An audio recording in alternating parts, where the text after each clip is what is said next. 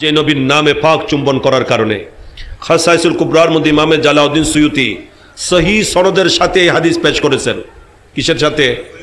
সহি সনদের সাথে হাদিস পেশ করেছেন যে বনি ইসরাইলের একজন মানুষ, বনি ইসরাইলের এক মানুষ তেমন বেশি ভালো ছিল না, চলাফেরা তেমন বেশি ভালো ছিল না, বিভিন্ন অপকর্মে লিপ্ত, হয়তো গুনাহগার ছিল, পাপী ছিল।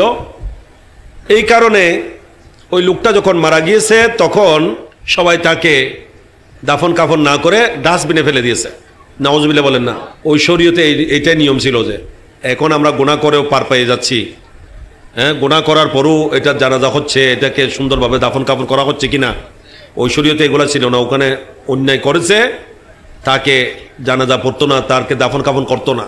ওই লোকটাকে যখন ডাস্টবিনে ময়লা আবর্জনায় ফেলে দিয়েছে, আল্লাহ পাক সুবহানাহু ওয়া তাআলা মুসা কালিমুল্লাহকে নির্দেশ করলেন যে মুসা, অমুক জায়গায় আমার একজন প্রিয় বান্দা পড়ে আছে, তাকে সেখান থেকে উঠিয়ে তুমি মুসা নিজের হাতে গোসল দিয়ে তাকে কাফন পরিয়ে তার জানাজা পড়ে তাকে দাফনের ব্যবস্থা করো।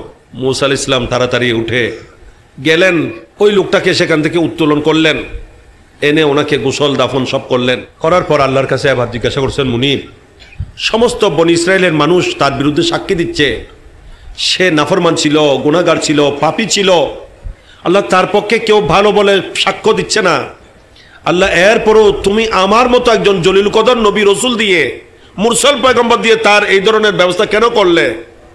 আল্লাহ এটা তো কিছু বুঝে আসলো না। আরো বলতেছো তোমার প্রিয় বান্দা, মানুষ সবাই বলছে সে গুনাহগার, আর তুমি বলছো তোমার প্রিয় বান্দা। আল্লাহ বলেন, মুসা শুনো, সে গুনাহগার ছিল, পাপী ছিল ঠিক, কিন্তু সে একটা কাজ করত, সে একটা কাজ করত, এই কাজটা আমার খুব পছন্দ হয়েছে।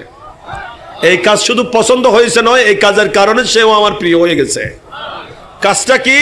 সে সারাদিন যাই করুক না কেন, সে রাতের বেলায় ঘরে যখন আসতো তখন তাওরাত শরীফ খুলে ওই তাওরাত শরীফের মধ্যে যেখানে যেখানে আমার হাবিবের নামে পাক দেখতো, আমাদের নবীর নামে পাক কি?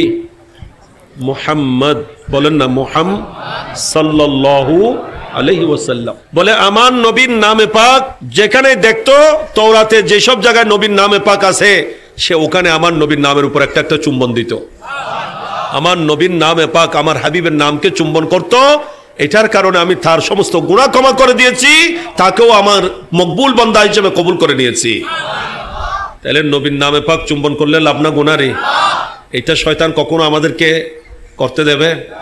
হ্যাঁ, এবং এটা যে কেউ করতে পারবে না। এগুলা মুমিনদের মধ্যে যারা ভিআইপি, যারা কি, এটা তারাই করবে। যে কারা করবে? যে সিদ্দিক আকবর সর্বপ্রথম এই কাজ করেছেন। কে উম্মতের মধ্যে এই কাজ সর্বপ্রথম কে করেছেন? হযরত সাইয়্যিদুনা সিদ্দিক আকবর রাদিয়াল্লাহু তাআলা। ইনার চেয়ে বড় ভিআইপি মুমিন আর কেউ আছে? সবার চেয়ে ফার্স্ট ক্লাস ফার্স্ট মুমিন কে? সিদ্দিক আকবর রাদিয়াল্লাহু তাআলা। নবীর সবচেয়ে বড় আশিক কে? সিদ্দিক আকবর। সেই সিদ্দিক আকবর রাদিয়াল্লাহু তাআলা যে কাজ করেছেন, আমরা সেই কাজ করি। এই কাজ করার কথা কোরআনে হাদিসে, কোরআনের তাফসীর আসছে, রুহুল বায়ান শরীফ তাফসীর, এবং হাদিসে পাকে আসছে, এবং ফতোয়ার কিতাবে আছে। ফতোয়া শামী হাটাজারি মাদ্রাসায় ওখানেও পড়ানো হয়, দারুল ইফতার মধ্যে।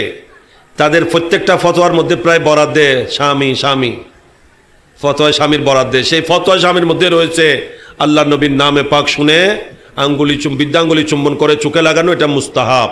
এটা কি? এবং এটা করলে নবী বলছেন যে, এই সিদ্দিক আকবর যখন করেছেন তখনই আল্লাহ নবী বলেছেন, মান ফাআলা মিসলা মা ফাআলা খালিলি।